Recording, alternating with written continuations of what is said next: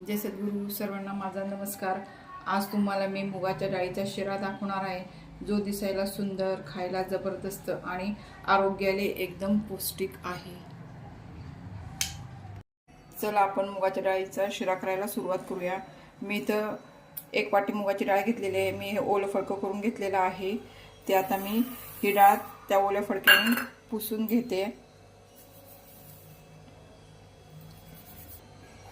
ही डाळ पुसून झाली की मी पंख्याखाली जरा वाळवून घेणार आहे, कारण का डाळीला पावडर वगैरे लावलेली असते, म्हणून मी ती पुसून घेतलेली आहे.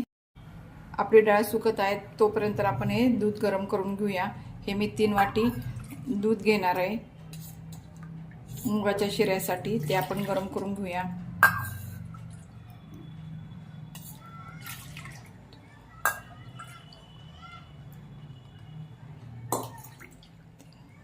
आता मी इकडे गरम करायला ठेवतीये. आपली ही डाळ सुकलेली आहे.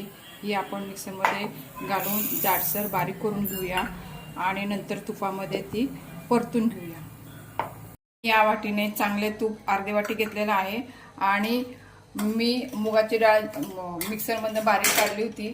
ती मी या तूप टाकून मी त्याला परतून घेत आहे आणि हे राहिलेलं तूप आहे ते मी नंतर त्याचा वापर करणार आहे.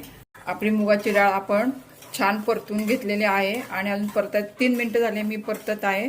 त्यामध्ये हे 2 चमचे मी रवा घेतलेला आहे, तो पण आपण त्यामध्ये टाकून तो पण आपण परतून घेऊया. इथे मी 4-5 काजू घेतलेले आहेत, त्याचे मी तुकडे केलेले आहेत, ते आपण या मिश्रणामध्ये टाकून परतून घेऊया.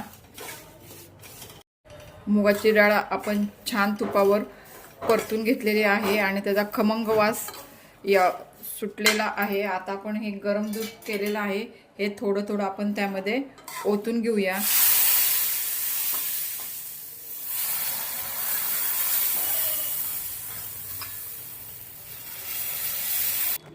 तीन वाटी दूध आपण त्यामध्ये टाकून सगळं मिक्स करून घेतलेलं आहे. आता आपण याच्यावर झाकण ठेवून त्याला एक छान वाफ आणूया. आपल्या मुगाच्या डाळीच्या शिऱ्याला छान वाफ आलेली आहे. ते आपण आता झाकण काढून घेतलेलं आहे. आता त्यामध्ये आपण साखर टाकूया. याच वाटीने मी मुगाची डाळ घेतली होती, याच वाटीने मी 1 वाटी साखर टाकत आहे.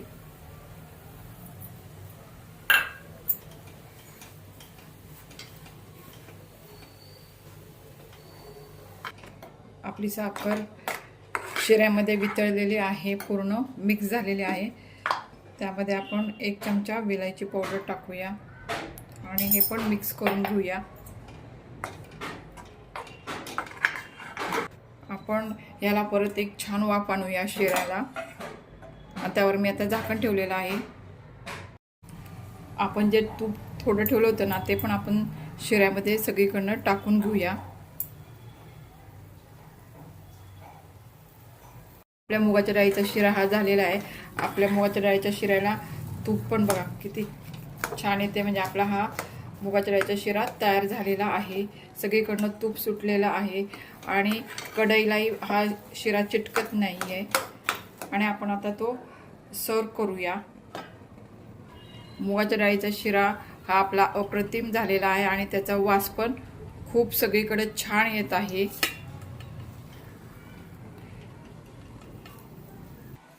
आता आपण त्या शिऱ्यावर काजूचे काप करून ठेवलेले आहेत, ते आपण टाकूया. मुगाच्या डाळीचा शिरा तुम्ही करून बघा आणि कमेंटमध्ये मला सांगा. व्हिडिओ आवडल्यास व्हिडिओला लाईक करा, शेअर करा आणि सबस्क्राईब करायला विसरू नका.